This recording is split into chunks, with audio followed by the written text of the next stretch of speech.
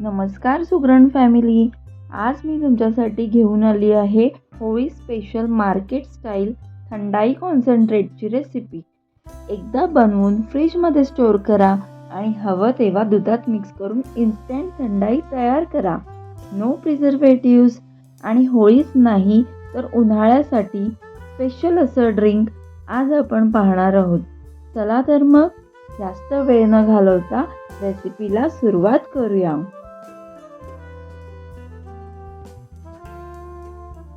सर्वात आधी आपण पेस्ट बनवून घेणार आहोत. मी इकडे घेतले आहे बदाम, काजू, पिस्ता, मगज बी आणि खसखस. हे मी 4 तास भिजवून घेतलेले आहेत सगळे. आता ह्याला आपण मिक्सरमधून बारीक पेस्ट करून घेणार आहोत, थोडं थोडं पाणी घालून. इथे मी बदामाची साल काढून घेतलेली आहे आणि ड्रायफ्रूट भिजवण्याचं कारण हे की हे उष्ण असल्यामुळे थोडंसं थंडावं होतं आणि वाटतानाही इझी होतं, स्मूथ पेस्ट होते छान अशी. थोडं थोडं पाणी घालून मी हे वाटून घेणार आहे. ही इथे पेस्ट तयार झालेली आहे.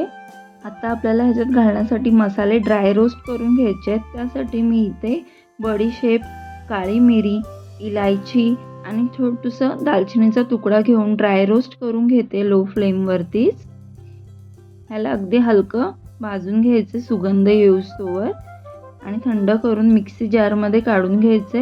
यात मी जायफळ पावडर आणि केसर घालून घेते 1 टीस्पून. आता आपल्याला साखरेचा पाक करून घ्यायचा आहे 1 तारी. त्यासाठी मी इथे अर्धा किलो साखर घेतलेली आहे आणि 1.5 कप पाणी ओतून घेते.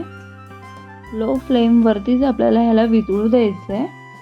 ही वितळून झाली की 5-10 मिनटं उकळी आणून ह्याला 1 तारी पाक करून घ्यायचं आहे. 1 तार झालेला आहे. गॅस स्लो करून मी ह्याच्यामध्ये ही वाटलेली पेस्ट आपली ड्रायफ्रूट्सची ती घालून घेते आणि चांगलं असं मिक्स करून घ्यायचं आहे. चांगलं मिक्स करून झालं की 5-7 मिनटं मिक्स करून घेऊन मगाशी जे आपण ड्राय रोस्ट करून पावडर करून घेतलेले मसाले आहेत ते ह्याच्यात आपण घालून घेणार आहोत. हे आता मी चांगलं असं मिक्स करते. मसाले घालून घेते. हे पहा, याला आपण चांगलं असं मिक्स करून घ्यायचं आहे. मध्ये मध्ये गुठल्या होतील, ते गुठल्याही मोडून घ्यायचे आहेत आणि चांगलं असं मिक्स करून.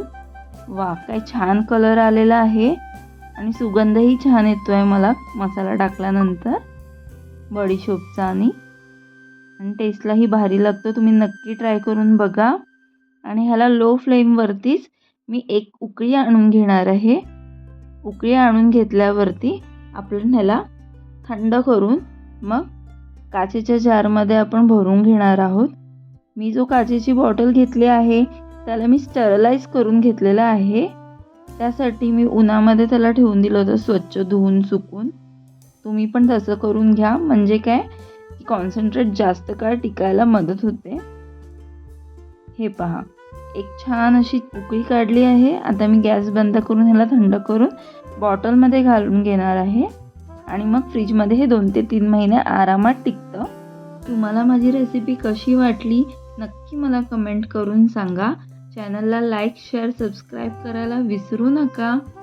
आणि हे पहा, मी ही जी बॉटल घेतली आहे ह्याच्यामध्ये जवळपास 1 लिटर बसतं आणि मी जे प्रमाण सांगितलं आहे त्याच्यामध्ये बरोबर 1 लिटरच कॉन्सन्ट्रेट तयार होतं. चला तर मग पुन्हा भेटू. तोपर्यंत हेल्दी खा, हेल्दी राहा.